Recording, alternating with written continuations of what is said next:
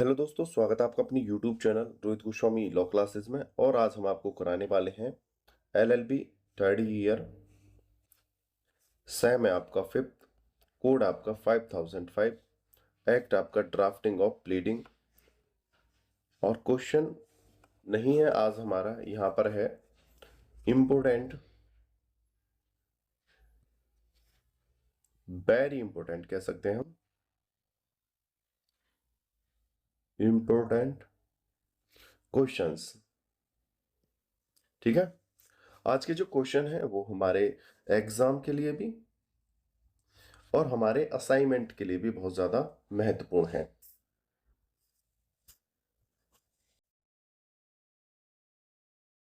Exam के लिए बहुत ज़्यादा महत्वपूर्ण है और साथ ही साथ हमारे असाइनमेंट फाइल जो होती है उसके लिए भी बहुत ज़्यादा महत्वपूर्ण है।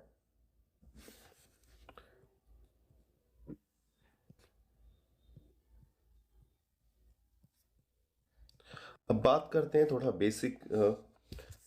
ये जो मैं क्वेश्चन आपको कराता हूँ ये आपके बेसिक क्वेश्चन है।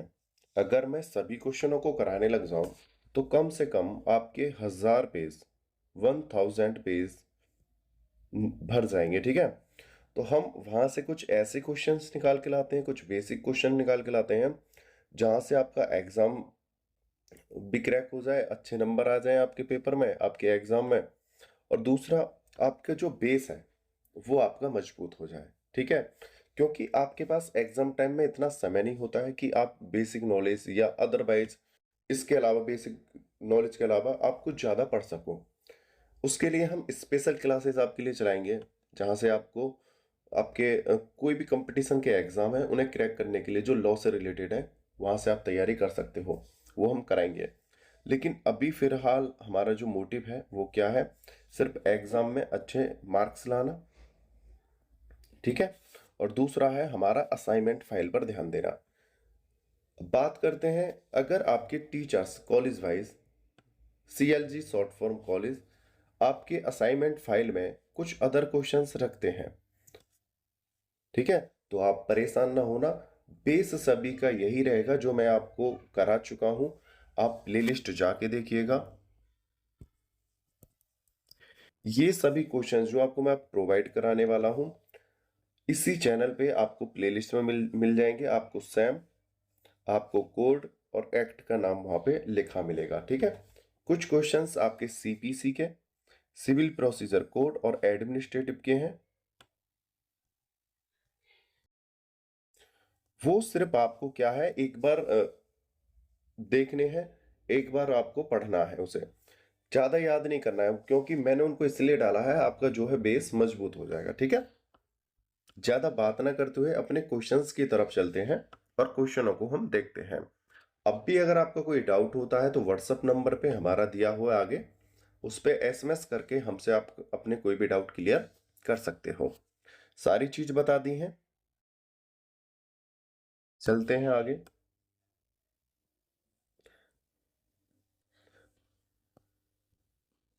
ये है हमारा drafting of pleading, very important question, long short, very short and assignment file.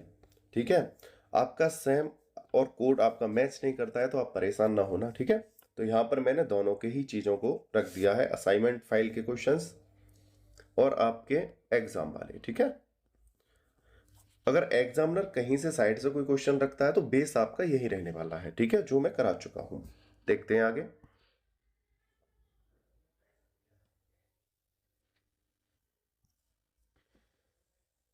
यहाँ पे मैंने पुनः उन्हीं चीज़ों को रिपीट कर दिया है, जैसे LLB third year, Sam fifth, code है आपका 5005, एक्ट है आपका drafting of pleading, very important questions.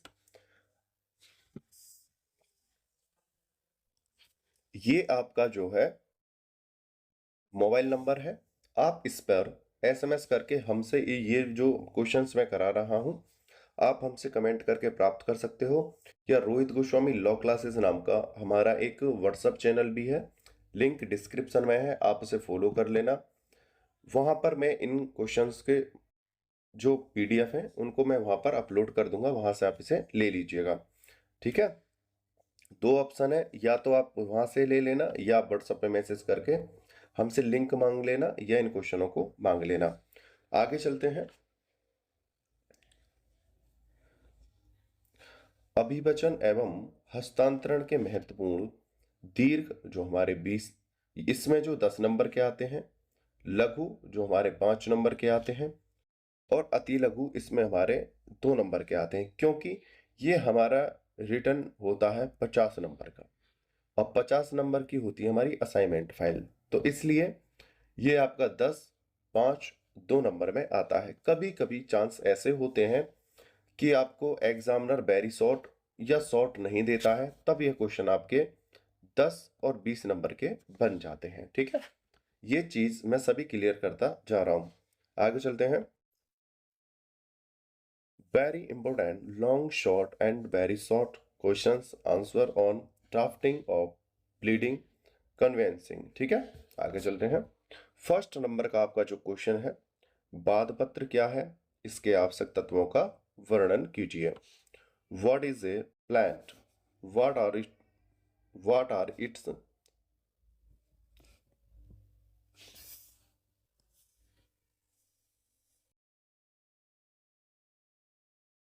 Essentials discuss. दूसरा क्वेश्चन है आपका,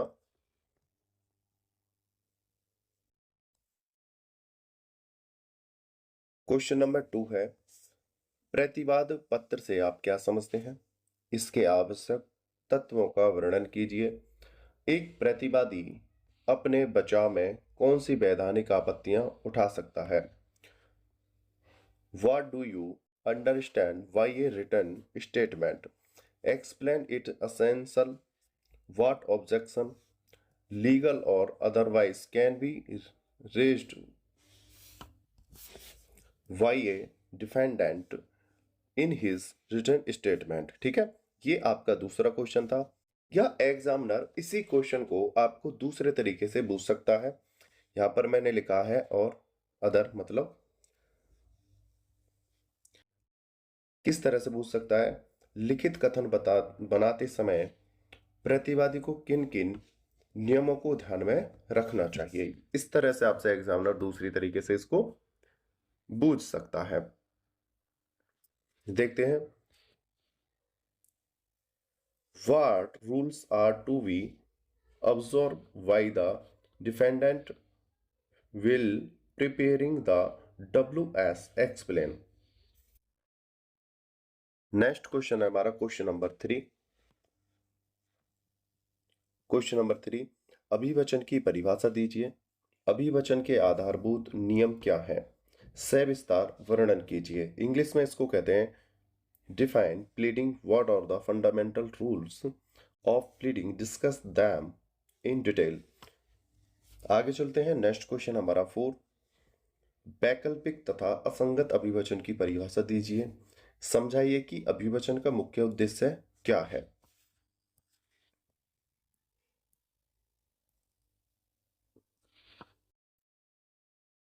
आगे है हमारा define and explain alternative and inconsistent place. What is the main object of pleading.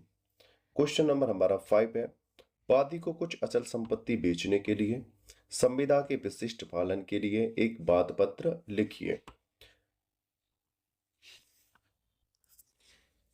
Draft a plan in a suit of specific performance of a contract to sell certain immovable मतलब अचल संपत्ति के लिए। ठीक है,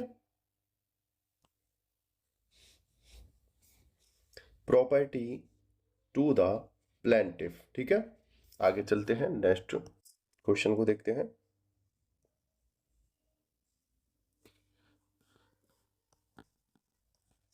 क्वेश्चन नंबर हमारा 6 है। Question number 6, नैसर्गिक नैसर्गिक को कहते हैं हम प्राकृतिक प्रेम और स्नेह के कारण मकान का एक दान विलेख लिखिए या कीजिए।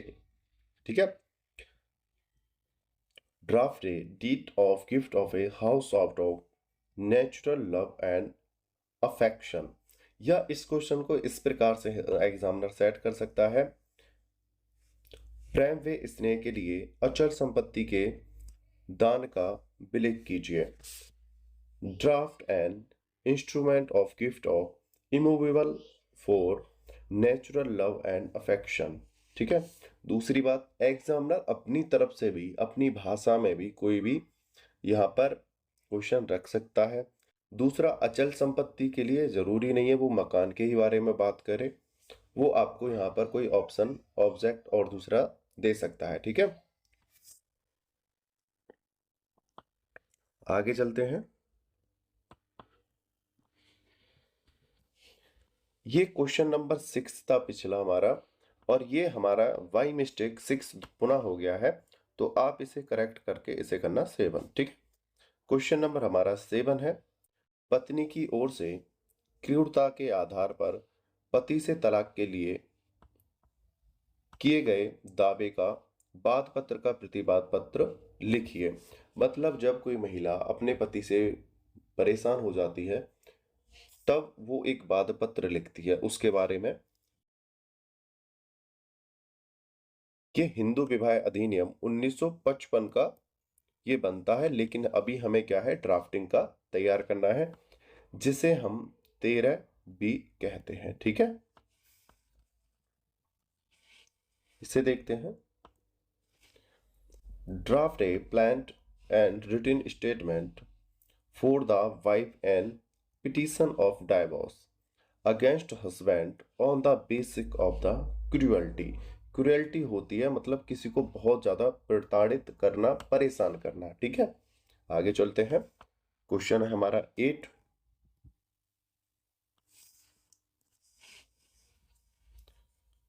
क्वेश्चन 8 है, बंदी प्रत्यक्षीकरण लेख के प्रसारण के लिए भारतीय संविधान के अनुच्छेद 226 के अंतर्गत एक याचिका तैयार कीजिए।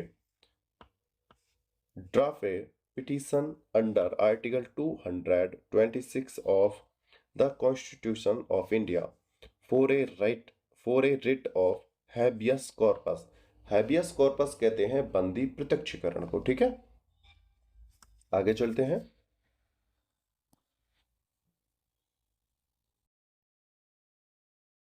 क्वेश्चन नंबर है हमारा 9, परमादेश या प्रतिषेध लेख के प्रसारण के लिए भारत के संविधान के अनुच्छेद 226 के अंतर्गत एक याचिका तैयार कीजिए। Draft A petition under article 226 of the Indian constitution for the issue of A writ of mandamus of provision. ठीक है, क्वेश्चन नंबर हमारा 10 है, इसे देखते हैं। हिंदू पुरुष द्वारा किए गए दत्तक ग्रहण का विलेख कीजिए। ये सभी क्वेश्चन आपके ऑलरेडी मैं पीडीएफ में करा चुका हूं, आप वहां पर जाकर पीडीएफ फॉर्म में करा चुका हूं, आप प्ले लिस्ट में जाकर देखिएगा। पीडीएफ फॉर्म मतलब इनके आंसर राइटिंग के साथ। ठीक है, ये क्वेश्चन है, इनकी पीडीएफ हमने तैयार की, उनके आंसर राइटिंग बनाए, और वो सभी हमने प्ले लिस्ट में सॉल्व करके कराए हुए हैं वीडियो द्वारा। आप प्ले लिस्ट जाकर देखिएगा। Draft deed of adoption by Hindu male person. ठीक है, अडॉप्शन मतलब किसी को अडॉप्ट कह देते हैं, यहां पर अडॉप्शन है गोद लेना। ठीक है, आगे चलते हैं।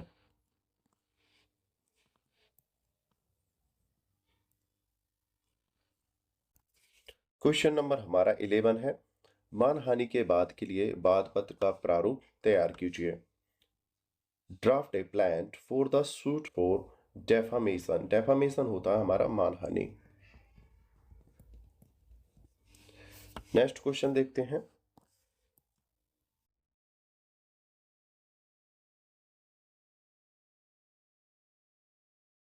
ए और बी के बीच लड़ाई में बै का हाथ टूट जाता है। ए और बै के बीच लड़ाई में बै का हाथ टूट जाता है। पुलिस ए को गिरफ्तार कर लेती है और जेल भेज देती है। ए के लिए जमानत पत्र लिखिए। During a fight between A और B V is hand in fractured. Police arrest A, किसको अरेस्ट करती है? ए को, और कहाँ भेज देती है? Jail. Draft a bail application for a, मतलब ए को छुड़ाने के लिए ए को अब जेल भेज दिया गया है, तो एक बेल एप्लीकेशन जमानत पत्र लिखिए। क्या इस तरह से एग्जामिनर से क्वेश्चन कर सकता है आपसे? जो व्यक्ति जेल में है उसकी ओर से जमानत पत्र प्रार्थना पत्र लिखिए। Draft a bail application on behalf of the person who is in jail. इसी प्रकार से आपसे एग्जामिनर और भी कोई क्वेश्चन कर सकता है। ये मत समझना जो मैं आपको करा रहा हूं बिल्कुल सेम टू सेम ऐसा ही आएगा। चांस 70% ऐसे ही आने के हैं, लेकिन बेस सभी का ऐसा ही रहने वाला है। ठीक है, आप ये ना सोचना कि सेम टू सेम सारी चीजें आपको मिले। ठीक है, डिक्टो कॉपी आपको वहां पे मिले, नहीं, ऐसा नहीं होता है। आपका बेस मजबूत कराना है। जैसे कोई हमारे मैथ्स के क्वेश्चन होते हैं, हम 10 क्वेश्चन होते हैं, तो उसमें से अगर कोई 2 टाइप के होते हैं तो हम 2 सॉल्व कर देते हैं, 8 सेल्फ करने होते हैं। तो उसी प्रकार से यहाँ पर ड्राफ्टिंग का है।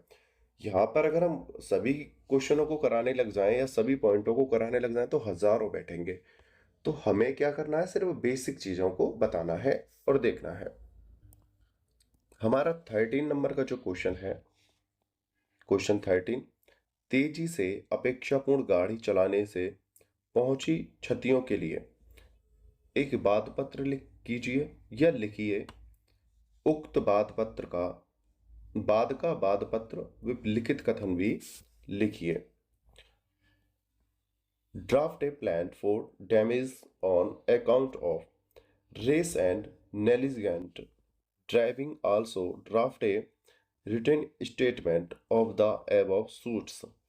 ये थे आपके 13 क्वेश्चन। कुछ क्वेश्चंस जैसा कि मैं आपको बता चुका हूं, आपके बेस को मजबूत करने के लिए मैं स्टार्टिंग में सीपीसी और एडमिनिस्ट्रेटिव लॉ से डाल चुका हूं।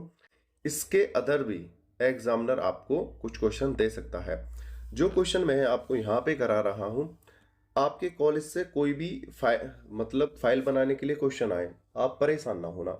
जो क्वेश्चंस मैं आपको प्रोवाइड करा रहा हूं, आप फाइल में उनको ही लिखना। ठीक है, इनको अपनी असाइनमेंट फाइल में लिखने के बाद आप सिर्फ इसी के ऊपर फोकस करना और इसी से तैयारी करना। ठीक है, क्योंकि आपने अब से पहले भी असाइनमेंट दिया होगा, आपको पता होगा फाइल का क्या करते हैं। आप इसी को अपने पीडीएफ फॉर्म में, जो पीडीएफ में है, इसी को अपनी असाइनमेंट फाइल में लिख देना। ठीक है, उम्मीद करता हूं आपको जो मैं नॉलेज प्रोवाइड करा रहा हूं समझ में आई होगी। परेशान होने की जरूरत नहीं है। 50 नंबर का आपका पेपर आएगा। ठीक है, तो इसे अच्छे से करके आना। उम्मीद करता हूं अब तक सारी चीजें आपको समझ में आई होंगी। अगर अब भी कोई त्रुटि है मेरे से, उसके लिए मैं क्षमा प्रार्थी हूं। आपका कोई डाउट है तो हमारे दिए हुए व्हाट्सएप नंबर पे मैसेज करके आप हमसे कोई भी क्वेश्चन कर सकते हो। और किसी को हमारे इन सभी क्वेश्चन की आंसर सीरीज चाहिए तो इसी नंबर पे व्हाट्सएप मैसेज करके हमसे प्राप्त कर सकता है। उसके लिए आपको पेमेंट करना होगा। ठीक है,